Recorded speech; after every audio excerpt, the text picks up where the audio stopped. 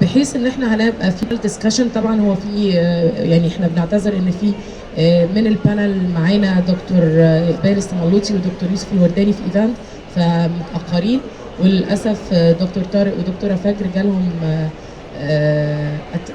برد وحش جدا فبنعتذر. فبتشرفنا سيسل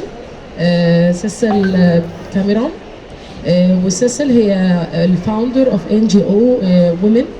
اتس ان الاينس، هو تحالف نسائي في الكاميرون، ويمكن هتتكلم باستفاضه اكتر. وكانت مشاركانا قبل كده في ايفنت، كان ايفنت قوي قوي عن الافريكان وومن كلايمت جاستس، وده كان في البلو زون.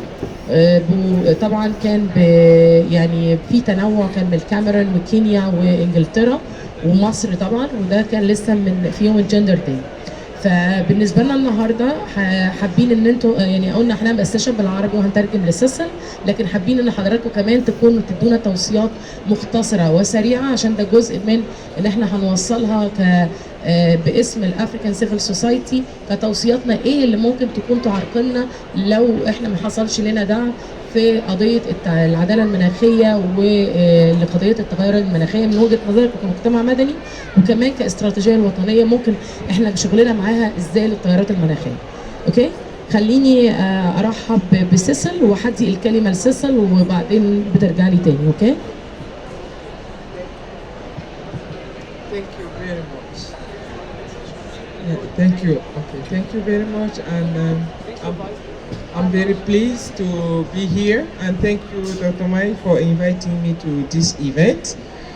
As civil society actor in Africa, the challenges are so many. When we are talking about climate justice, we know that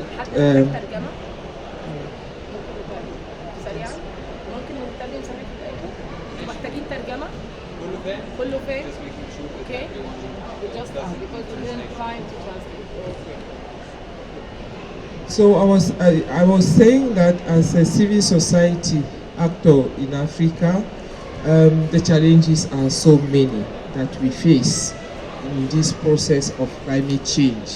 And one of the first challenge is access to resources. For civil society in general, we are not taken care of by either our government or funding agencies.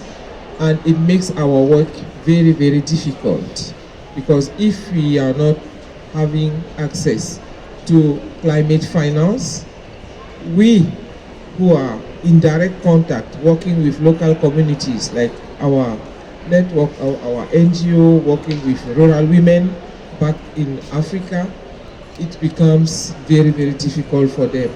That's why we are advocating here to direct access to funding, not only to civil society organizations, but also to women, to indigenous women, to Afro-descendant women. That's the first challenge.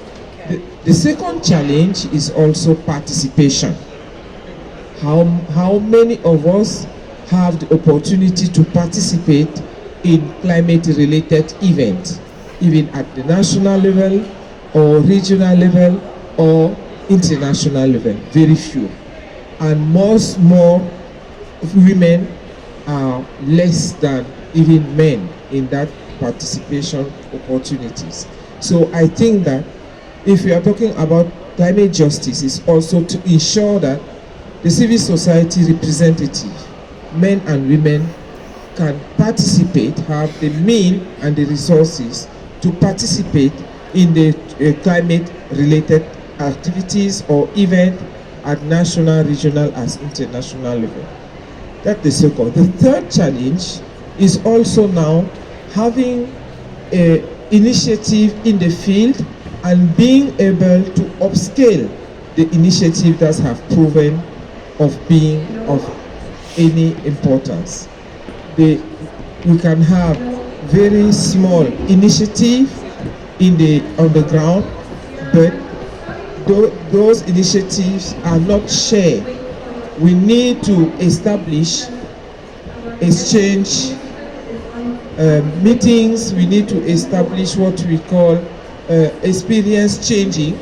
For example, I'm in Egypt, I know Dr. Mike for some months now, but how can we facilitate the exchange of what we are doing in Africa, in Cameroon, in Cote d'Ivoire, in Kenya, with what is done here in Egypt, in Morocco, in Tunisia. So these are things that make our action not visible, and we need it to be more visible, and more women activities, women initiative in the field should be more visible. Women are making tremendous effort in addressing climate change. We are now in the UN decade on ecosystem restoration. Women are involved in the restoration. They are restoring degraded land, degraded forests. They are organizing a lot of work around saving the planet. But who know about that? So these are the key 3 challenges that we face in these issues of climate change, in this process, and we are advocating now that we are here in chairmanship. The conference, the 27th conference, should put into account, should get in their resolution how to strengthen and how to support